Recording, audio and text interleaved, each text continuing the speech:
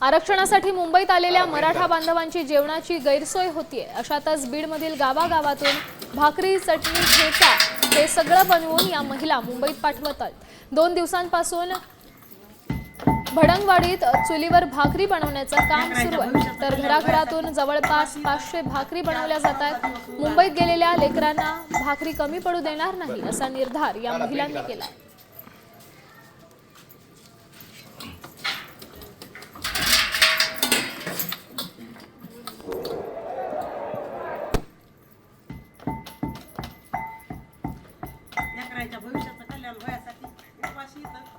मुंबईच्या आझाद मैदानावरती मनोज जरांगे पाटलांचं उपोषण सुरू आहे। आज उपोषणाचा 3रा दिवस आहे। मात्र ज्या ठिकाणी मराठा बांधव गेलेले आहेत त्यांच्या जेवणाची गैरसोय होती आणि त्यांच्या जेवणाची गैरसोय होऊ नये म्हणून आता थेट बीड जिल्ह्यातील गाव खेड्यामधनं अशा पद्धतीने भाकरी बनवून, ठेसा कुटून, लोणचं वगैरे जे असेल ते आता त्या महिला भगिनी करून पाठवतात।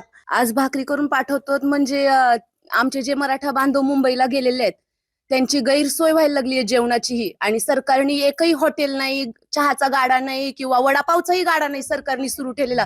आज जी पाण्याची बाटली 10 रुपयाला भेटते त्याची किंमत 50 रुपये केले। त्यामुळे आम्हाला आज ही वेळ आली की आमच्या बांधवांना ह्या भाकरी हितून आमच्या खेडेगावातून आता isakal.com आहे देशातील नंबर 1 ची मराठी न्यूज वेबसाईट। प्रत्येक अपडेटसाठी isakal.com ला नक्की भेट द्या।